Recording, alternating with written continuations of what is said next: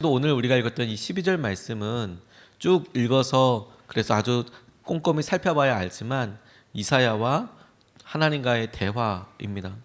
하나님께 기도하였던 내용과 그 기도에 대해서 하나님께서 응답하신 내용을 우리가 각각 읽었습니다. 1장서부터 4절까지, 1절서부터 4절까지가 이사야의 기도입니다.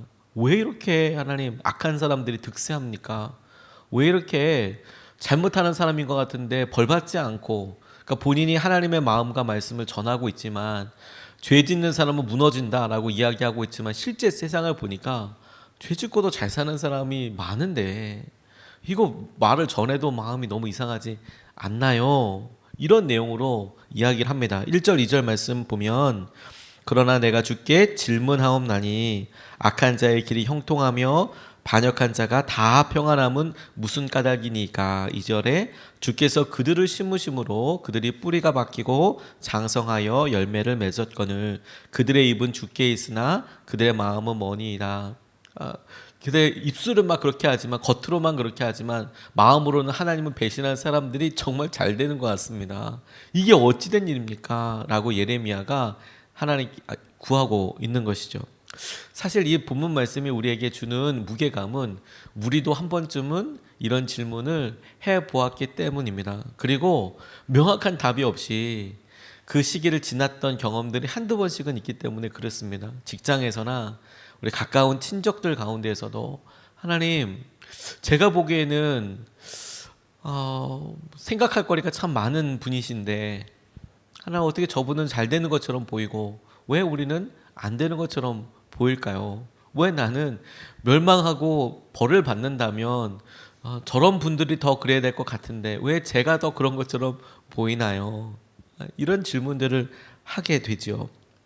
그런데 그때 하나님께서 예레미야에게 하신 질문이 이 시대를 살아가면서 하나님, 불공평한 것 같습니다. 왜 악한 사람이 더 잘 됩니까? 라는 궁금증을 갖고 있는 우리에게 지금도 하나님께서 주시는 도전이고 응답이라고 적용하게 되었습니다.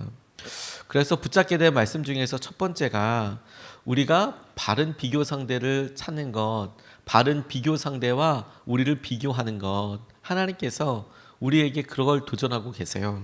5절 말씀에 보면 만일 네가 보행자와 함께 달려도 피곤하면 어찌 능히 말과 경주하겠느냐. 내가 평안한 땅에서는 무사하려니와 요단 강 물이 넘칠 때에는 어찌하겠느냐. 이렇게 이야기하고 있습니다. 악한 자들이 잘 되는 거 왜 그렇습니까? 하나님, 너무 불공평한 거 아닙니까? 라고 이야기할 때 하나님께서 예레미야에게 하신 말씀이 악한 자가 잘 되는 게 왜입니까? 계획이 있기 때문에, 이렇게 대답하시지 않았었어요. 그들이 뭐 심판할 것이 있기 때문에 이렇게도 이야기하지 않으셨어요. 다만 예레미야의 질문이 악한 자가 잘 되는 게 어찌 됨입니까? 라고 이야기할 때 하나님께서 떠올리고 상기시켜 주신 것이 무엇이냐면 지금 예레미야가 살고 있는 그 시대, 지금 예레미야가 마음속에 악한 사람들 보고 느끼고 있는 의분과 분노와 그 시기를 바라보고 있는 하나님의 생각에 대해서 떠올리게 하셨습니다. 하나님이 보시기에 예레미야야, 네가 보기에 지금 저렇게 패역한 사람들 잘 되는 것처럼 보이고 그래서 네가 속상하고 세상이 어지러운 것 같지만 지금 이 시대는 앞으로 올 세대, 앞으로 네가 당하게 될 때에 비하면 걷는 사람과 경주하는 거랑 똑같다. 왜? 지금 예레미야가 예언하고 있는 내용이 뭐냐면 이제 남유다가 망할 것입니다. 우리가 심은 대로, 죄를 심은 대로, 하나님을 떠난 대로 남유다가 멸망할 것입니다. 그래서 적들한테 우리가 쳐들어와서 다 포로로 잡혀가고 그때는 예루살렘도 다 회파되게 되고 그렇게 될 겁니다 라고 한 예언이 실제로 이루어지게 될 때에는 네가 보기에 지금 득세해 보이는 왕들, 회개하지 않는 귀족들, 그런 사람들이 잘 되고 있는 수준이 아니라 아주 강렬한 바벨론 왕국의 왕과 그들의 신하들과 말도 안 되는 폭력과 우상 숭배하는 사람들이 너희들 눈앞에서 뻐젓이 잘 되는 거 보게 될 거다.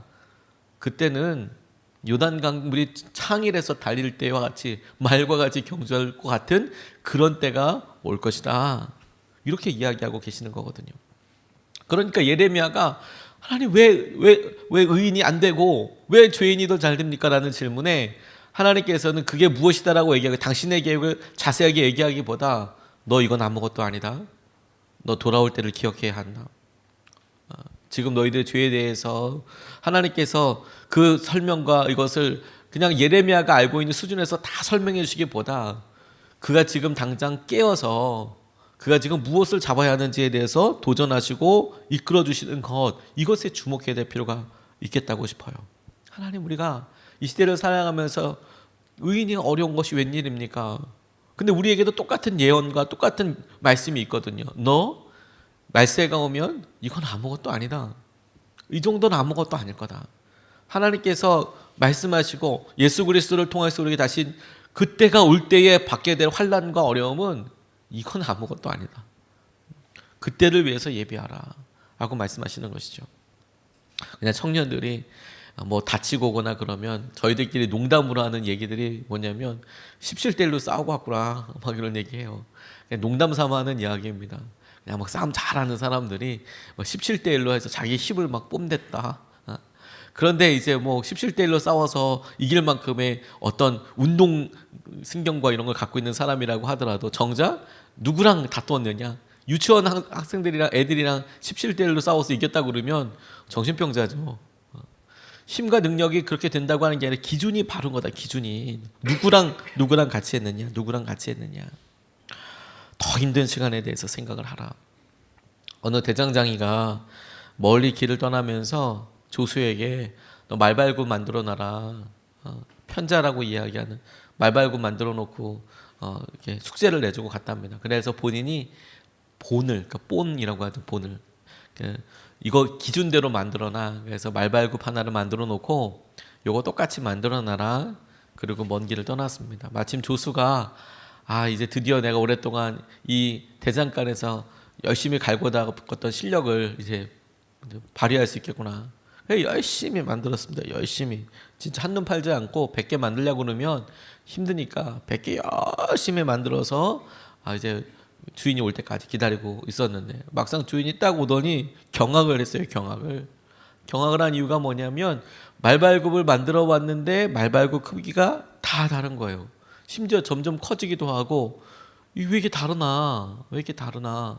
발이 4개인데 4개가 다 다를 리는 없는데 왜 이럴까? 이유를 가만 보니까 이 조수가 주인이 만들어준 그 본을 중심으로 삼은 게 아니라 하나 만든 다음에 그 만들어진 것을 그 다음 거를 만들 때의 본으로 삼고 또 하나 완성한 다음에 그 다음 거의 본을 자기가 만든 것으로 또 기준 삼고 그리고 만들다 보니까 100개 지나고 나니까 영 형태와 모습이 처음 거랑 완전 달라지게 되었더라. 그러니까 아무것도 못 쓰게 되는 거죠. 그동안 했던 거 전부 다 헛짓이 됐더라. 우리가 우리 삶에 하나님께서 말씀하시는 바른 기준이 되게 필요하겠다고 싶어요. 하나님, 이 수준이 아니라 주님께서 가지고 계신 시선과 주님께서 우리에게 말씀하시는 수준으로 우리가 믿음으로 나아가게 되기를 원합니다. 하나님께서 행하시는 것들을 우리가 그렇게 붙잡게 되기를 원합니다. 오늘 아침에 그 하나님의 시선과 기준을 첫 번째로 우리가 회복하게 되기를 원합니다. 두 번째로 주목하고 붙잡고 싶은 말씀으로 6절 말씀입니다. 내 형제와 아버지의 집이라도 너를 속이며 내 뒤에서 크게 외치나니 그들이 내게 좋은 말을 할지라도 너는 믿지 말지니라 이렇게 이야기하고 있습니다.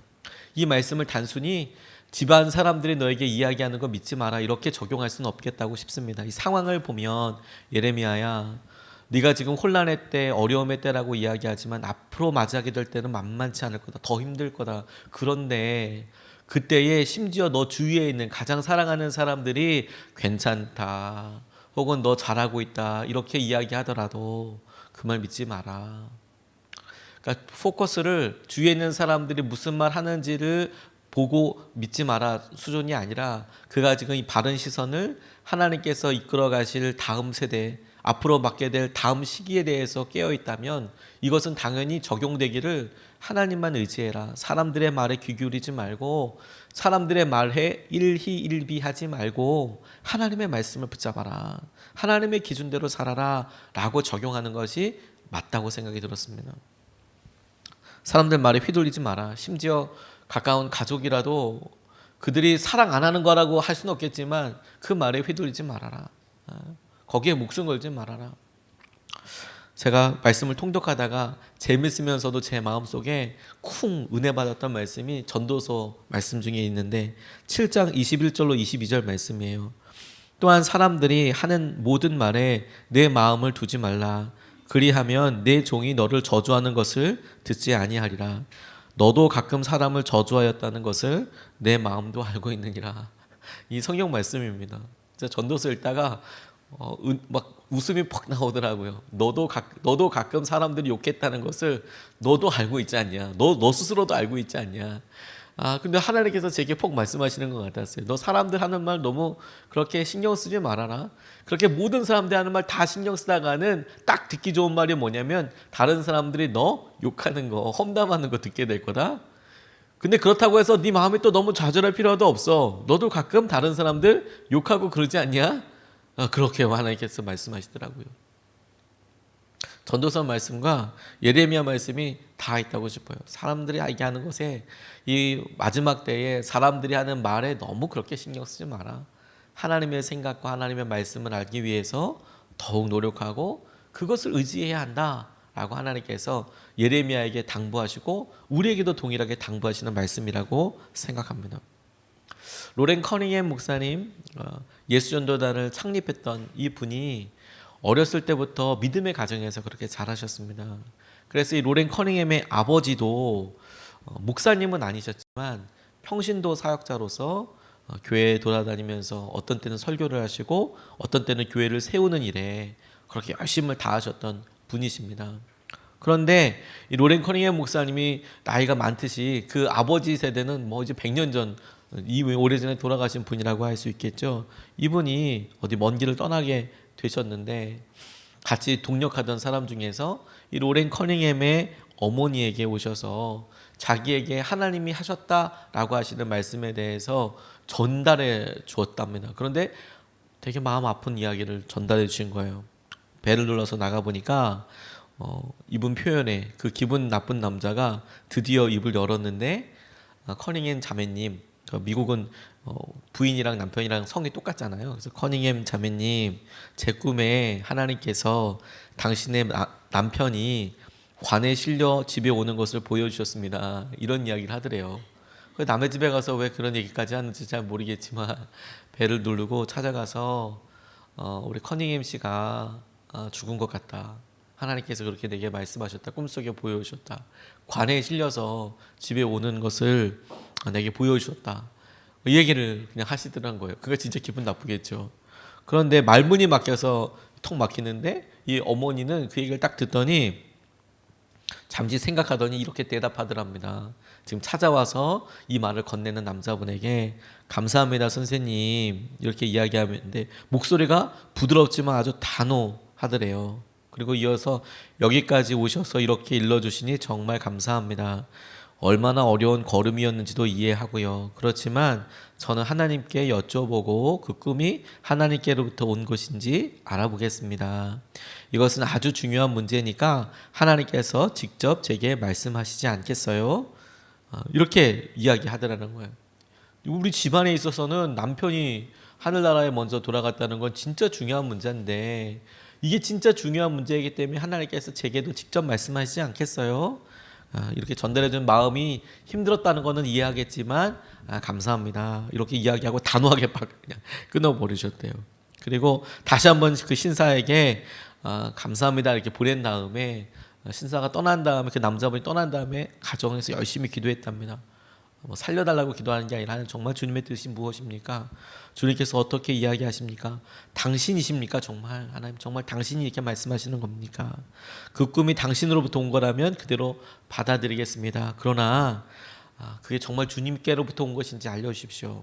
당시만 해도 뭐 전화가 발달하거나 혹은 무슨 뭐 문자 메시지는 아예 없었을 때니까 상황을 파악할 때까지 시간이 걸리지 않았겠습니까? 다만 알려주십시오. 하나님께서 이 로렌 커닝햄 어머니 하나님을 향한 깊은 신뢰감을 가지고 그 시기를 보냈는데 이 어머니가 하나님 아버지께 중요한 문제에 대해서 메어 달리고 기도하고 하나님께서 말씀하실 거야 초도 의심하지 않고 그렇게 기도하고 그날 잠자리에 다 같이 들었답니다. 자고 나서 그 다음 날이 아침에 이렇게 일어나서 아침 식사를 하는데 어머니가 오시더니 그렇게 이야기하시더래요.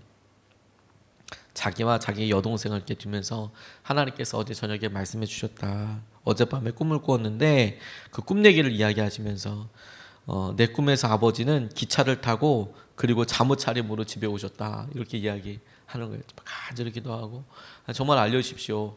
그랬더니 잠옷 차림으로 기차 타고 오신다. 이렇게 자기를 분별했다는 거예요. 기다려보자. 두려워하지 말고 하나님께서 우리에게 중요한 문제니까 결과가 일어날 때까지 하나님께서 그렇게 이야기하신단다. 얘들아 기다려보자. 그러면서 그 말씀을 신뢰하고 진짜 평안하게 이렇게 기다리시더라는 거예요. 그리고 실제로 시간이 지나고 나니까 정확하게 그렇게 일어났답니다. 이분의 아버지가 캘리포니아로 돌아오셔도 될 만큼 회복되셨다는 소식을 듣고, 그리고 전쟁 중이어서 군 관계 수송이 우선이었기 때문에 여행 예약을 하기가 어렵기 때문에 친구들 통해서 이 군과 관련된 여러 관련된 침대차를 얻어서 이렇게 타고 오고, 정식 여객하는 그런 기차를 타고 온 게 아니라 이 수송선에 어떻게 실려서 군인들 이렇게 하는 걸 어떻게 타고 와서 침대차를 어떻게 얻어 타서 와서 그 침대차로 오다 보니까 실제로 잠옷 차림으로 도착을 하시더라고요. 기차에서 자고 일어나게 되니까 기차역에서 아버지는 잠옷 위에 바지를 더 입고, 그리고 침실용 실내화를 신고 끌고, 그리고 약간 떨면서 플랫폼에 도착하셨다는 거예요. 하나님께서 그렇게 아버지 인도하여 주셨구나. 그런데 이 로렌 커닝햄 목사님이 어머니에게서 배운 것은, 그렇지, 하나님께서 직접 중요한 것은 말씀해 주실 거야. 말씀해 주실 거야. 그게 우리에게 정말 중요한 것이라면, 예레미야에게 하나님께서 인도하시고 역사하여 주셨던 것은, 그렇게 마음속에 있는 불안과 두려움에 대해서 하나님께서 직접 말씀해 주셨어요. 너 염려하지 마. 너 이건 아무것도 아니야. 더 놀라운 일이 있을 거야. 더 어려울 때에도 너 마음 지켜야 된다. 그리고 사람들 말에 신경 쓰지 마라. 그게 어떠한 것들라도 뒤돌아보지 말아라. 너는 내가 너에게 주는 말만 붙잡고 나아가라. 그게 예레미야가 이 시기를 살아가는 힘이 되고 소원이 되고 은혜가 되었습니다. 오늘 우리에게도 주님께서, 주님, 우리가 이 시기를 살아가면서 우리 마음에 비교되는 사람이 있고, 우리가 쳐다보면 부러워서 낙담이 되기도 하고, 부러워할 수 없는 사람이라고 하더라도 하나님 우리 마음속에 사람으로 인하여서 낙심이 됩니다 라고 생각될 때, 하나님 이것보다 더 많은 우리가 믿음의 경주와 믿음의 시기들이 있을 텐데 하나님 깨어있게 해주십시오. 그리고 두 번째로, 하나님 그렇기 때문에 주님께서 우리에게 직접 말씀하시는 거, 우리가 하나님의 말씀만 의지하고 나아가게 하여 주십시오. 이렇게 우리가 주 앞에 깨어서 나아가고 싶습니다. 두 가지 말씀을 전했는데요. 첫 번째는 하나님께서 우리에게 바른 기준에 대해서 지금이 보다 더 힘들 때를 위해서 기도해라. 두 번째는 하나님만 의지해라. 하나님 말씀만 의지해라. 우리 이것을 붙잡고 두 번 나눠서 같이 기도하고 싶습니다. 첫 번째로 기도하고 싶은 것은 사람을 보고 실망하지 않게 해달라고 기도하고 싶습니다. 사람을 보고 악한 사람들이 득세하고, 하나님 죄인 같은 사람들이 왜 심판당하지 않습니까?